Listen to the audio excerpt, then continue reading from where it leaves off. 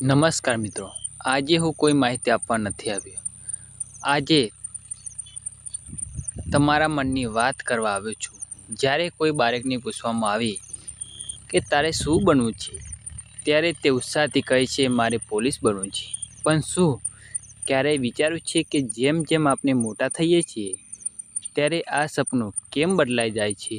તો આજે આ વિડીયોમાં હું વાત કરીશ કે પોલીસ બનવું એમ તમારા માટે માત્ર એક નોકરી કે કારકિર્દી નથી, પણ એક મિશન છે.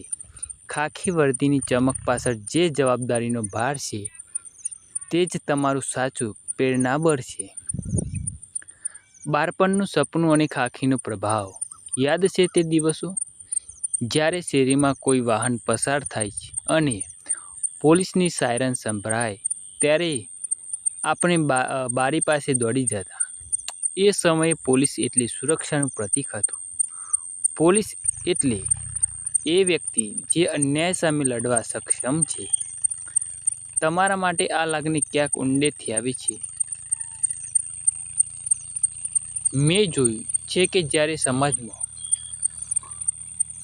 કોઈ વ્યક્તિ લાચાર હોય છે, ત્યારે તેને સૌથી પહેલાં પોલીસની યાદ આવે છે. એ લાચારીમાં જ્યારે કોઈની મદદ માટે પોલીસ આવે, ત્યારે તે પોલીસ નથી આવતી, તે ન્યાય અને હિંમત લઈને આવે છે.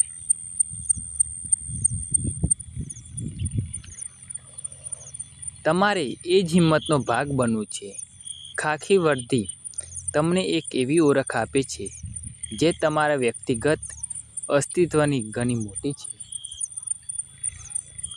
વાસ્તવિક ધ્યેય, સત્તા કે સેવા?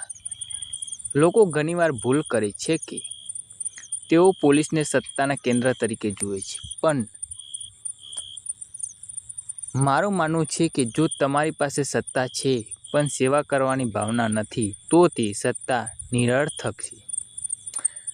તમારો વાસ્તવિક ધ્યેય શું છે? તો પીડિતોનો સહારો બનવો. કોઈ વૃદ્ધા જ્યારે પોલીસ સ્ટેશન આવે, ત્યારે તેને ત્યાં ડર નથી લાગવો જોઈએ, પણ સુરક્ષાનો અહેસાસ થવો જોઈએ. કાયદાનું સન્માન.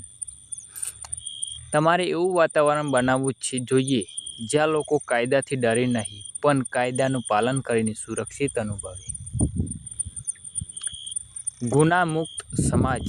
ગુનેગારોને સજા કરવી એ કામ તો છે જ, પણ ગુનાખોરીના મૂળ સુધી પહોંચીને તેને રોકવી એ તમારો મુખ્ય ઉદ્દેશ હોવો જોઈએ. ખાખી પાછળની મુશ્કેલીઓ અને સંકલ્પ. મિત્રો, પોલીસની નોકરી સરળ નથી.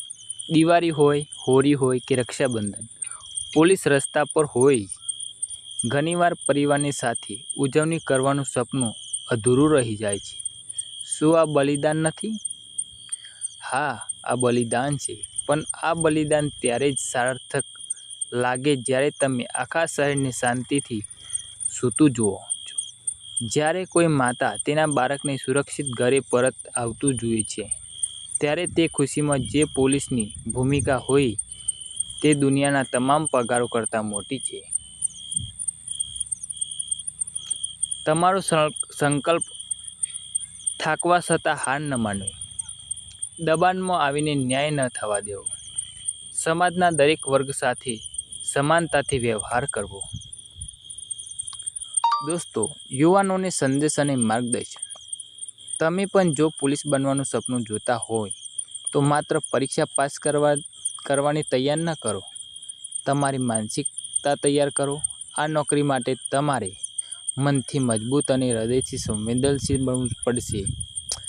તમારી તૈયારીમાં તમારે મહેનત જેટલી જરૂરી છે, એટલી જ જરૂરી તમારી વિચારધારા છે. સમાજમાં પરિવર્તન લાવવા માટે ખાખી પહેરવી જરૂરી છે, પણ ખાખી પહેર્યા પછી સમાજને બદલવો એ તમારી જવાબદારી છે. તો દોસ્તો, અંતમાં બસ એટલું જ કહીશ કે ખાખી એ માત્ર કપડું નથી, એ એક ગર્વ છે. એ ગર્વને જાળવી રાખવો અને તેને સેવાના રંગમાં રંગવો એ જ તમારો જીવનનો ધ્યેય હોવો જોઈએ. જો તમને મારા આ વિચારો ગમ્યા હોય તો આ સફરમાં મારી સાથે જોડાજો.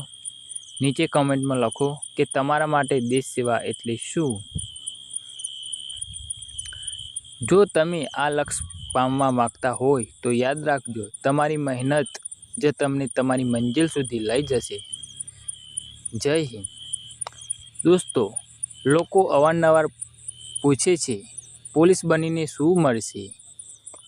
તો હું તમને જવાબ આપું છું કે શાંતિ. જ્યારે આપણે કોઈને મુશ્કેલીમાંથી બહાર કાઢીએ છીએ ત્યારે તેમની આંખોમાં જે આભાર હોય છે તે દુનિયાની કોઈ પણ સંપત્તિ કરતાં મૂલ્યવાન છે. ખાખી વર્દીની અંદર પણ એક માણસ છે જેને દુઃખ થાય છે, જેને થાક લાગે છે, પણ જેની પાસે ફરજની એક એવી અદૃશ્ય શક્તિ છે જે તેને સતત ચાલવા મજબૂર કરે છે. આ સફરમાં મેં શીખ્યું છે કે સહનશીલતા. જ્યારે લોકો ગુસ્સામાં હોય અને તમારી સામે ગમે તે બોલે ત્યારે શાંત રહીને તેની વાત સાંભળવી એ જ સાચી પોલીસગીરી છે.